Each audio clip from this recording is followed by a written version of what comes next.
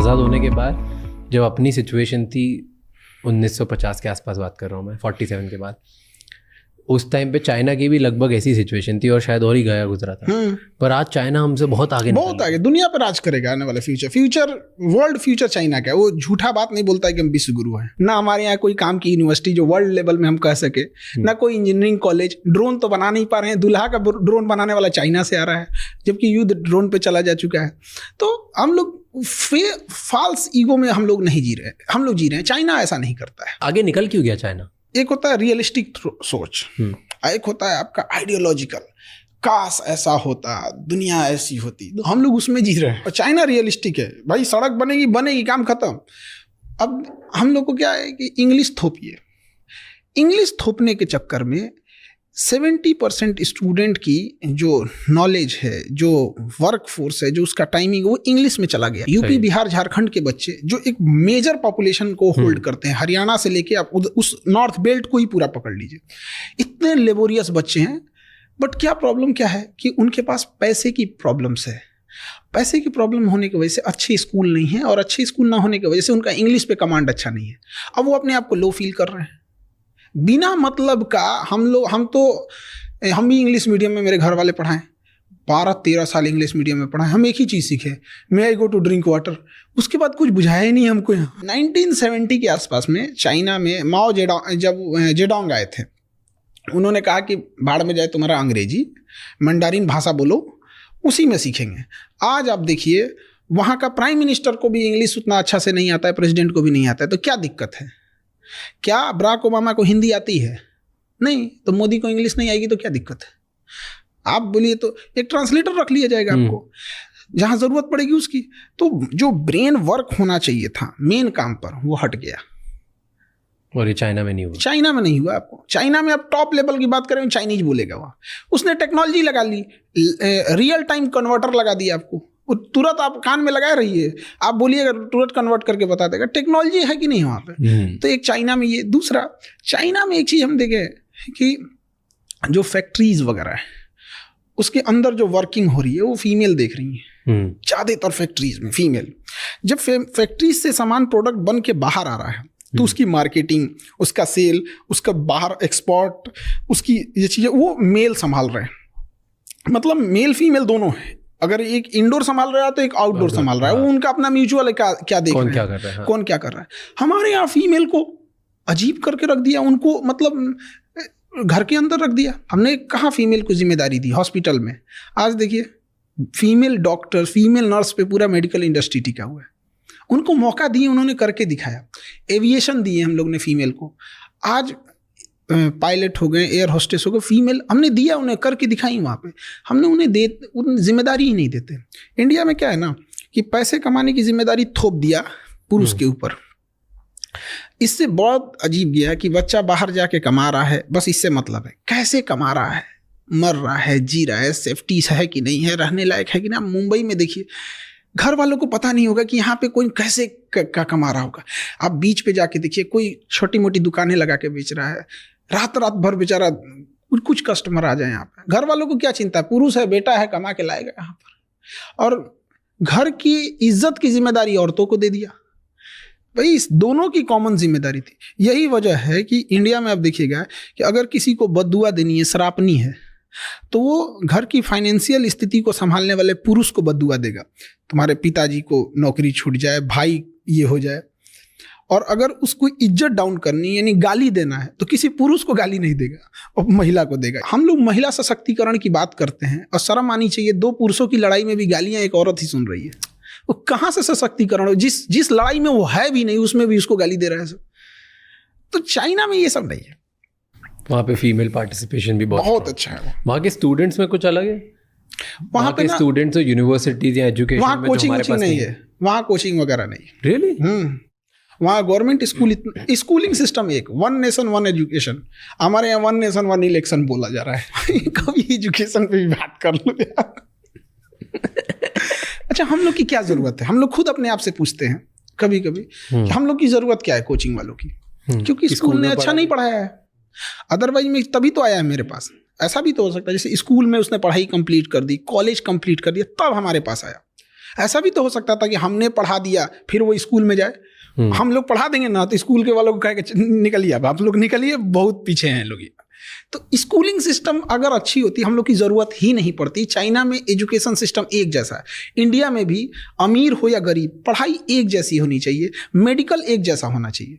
But यही दुर्भाग्य है इंडिया में, अमीर की पढ़ाई अलग है, गरीब की पढ़ाई अलग है। और उसके बाद दोनों पढ़ के समाज में आएंगे तो अमीर लोग कहेंगे कि ये ऐसे किया वैसे किया। क्या बात की है, एक का पैर तोड़ दिए और एक को खिला पिला के अच्छा किए, उसके बाद दोनों को सेम रेस में दौड़ा रहे हैं। अमीर का हॉस्पिटल अलग है, गरीब का हॉस्पिटल अलग है। अमीर अभी आएगा, उसको MRI जांच ये सब हो जाएगी, गरीब के लिए 2 महीना का लाइन लगाना पड़ेगा। अगर पहुंच है, पैसा है, लिंक है, सुबह चाहिएगा, शाम में एम्स में नंबर आ जाएगा। कुछ पैरवी नहीं है तो अगर आपको किसी पेशेंट को फर्स्ट स्टेज में कैंसर पकड़ा गया, अगर उसका अगर कोई पहुंच पैरवी नहीं है ना तो उसका नंबर आते आते वो 4th स्टेज में चला जाएगा। तो डॉक्टर कहेगा आप सेवा कीजिए।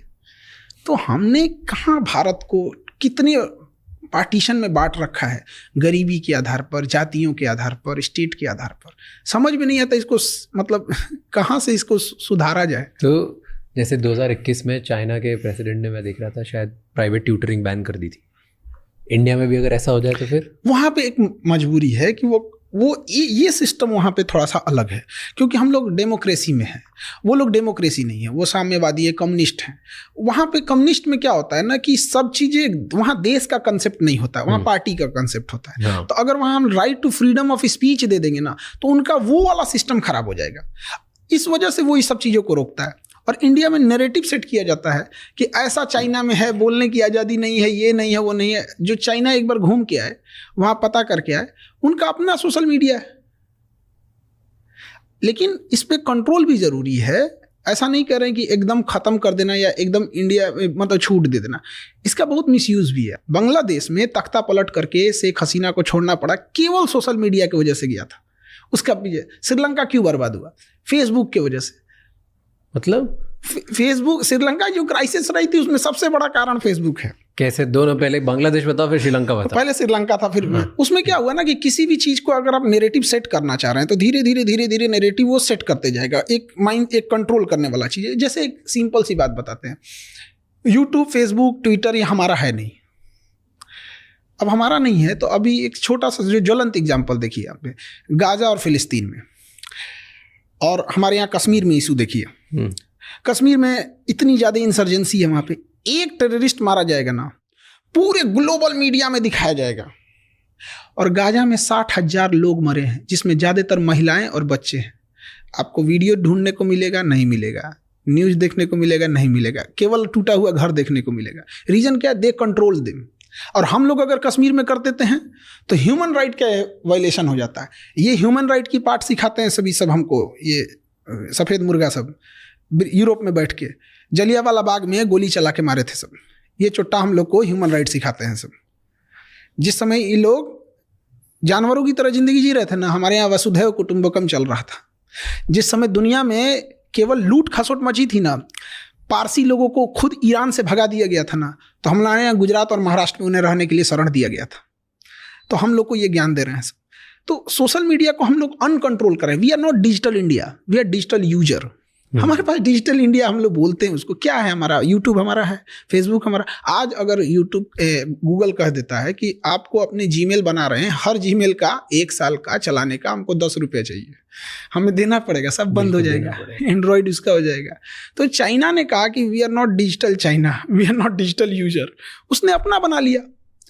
तो इसको अलग नैरेटिव दिखा रहे हैं कि हमें से कोई सवाल ना पूछे। देखो चाइना का अपना ट्विटर, ठीक किया उसने, किया अपना, उसका अपना है ना, उसने चलाने पे बैन नहीं लगाया है, अपना चलाओ। क्या उसकी भाई यूट्यूब नहीं है? उसका अपना है, बाइडू है उसका, वीचैट है उसका, सब कुछ है उसका अपना। हम लोग का एक चीज डिजिटल में बहुत अच्छा हुआ, पेमेंट सिस्टम, यूपीआई, वो बहुत बेहतरीन है। पूरी दुनिया में वैसा नहीं है, बाकी जगहों पे हम लोग का उतना अच्छा नहीं है। हम चाइना इंडिया की बात कर रहे थे। चाइना से हमें दुश्मनी करनी चाहिए कि दोस्ती? दुश्मनी तो हो ही नहीं पा रहा है। कौन दुश्मनी कर रहा है जरा बताइए तो। चाइना हमारे एरिया में घुस जा रहा है। हमारे यहाँ के मिनिस्टर बोलते हैं कि मार्किंग अच्छे से नहीं है ना, इसलिए घुस गया है। क्या बेवकूफी है। हाँ, दुश्मनी कहाँ कर पा रहे हैं हम लोग, तो बस फेस वॉश कर रहे हैं कि नहीं ऐसा नहीं होना चाहिए। अक्साई चीन हमारा है, हम लोग पीओके के मामले में हम लोग शेर हो जाते हैं। सीओके जो चाइना को ऑक्यूपाई किया कभी उस पर ठीक से चर्चा नहीं हो पाती है। सेला टनल का उद्घाटन करने जाते हैं, चाइना विरोध कर देता है, क्या मतलब बनता है? ताइवान को हम लोग एक्सेप्ट नहीं करते हैं एज ए कंट्री, किसके डर से? चाइना के डर से। क्यों डरते हैं? ये हम थोड़े डर रहे हैं जो बैठे हैं लोग डर रहे हैं लोग, हम तो कह रहे हैं काहे डर रहे हो भाई। बट आपको क्या लगता है क्यों डर? कुछ तो रीजन होगा तभी।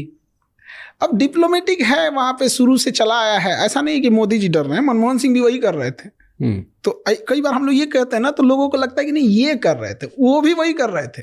तिब्बत चाइना ने कब्जा कर लिया था, पंचशील समझौता लेके जवाहरलाल नेहरू घूम रहे थे, चाइना ने पीठ पे खंजर मार दिया। अब तिब्बत के मामले में हम लोग खुल के नहीं बोल पाते हैं, दलाई लामा को लेके चाइना हमेशा कुछ ना कुछ वो करते रहता है, तो हम लोग कहाँ चाइना से लड़ ही रहे हैं, कहाँ चाइना से दुश्मनी ही कर रहे हैं। बट कर सकते हैं हम, क्यों नहीं कर सकते? उतना होना चाहिए ना। हमारी इकोनॉमी उनकी इकोनॉमी में जमीन आसमान का अंतर। तो हम लोग ना फेंकने में नीरज चोपड़ा से आगे हैं।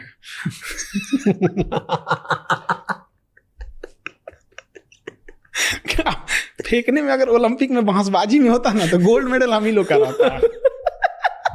वो कोई छीन ही नहीं सकता था, आदमी टेंशन फ्री रहता, चल भाई ओलंपिक में एक तो अपना फिक्स है, हमसे ज्यादा कौन फेंकेगा।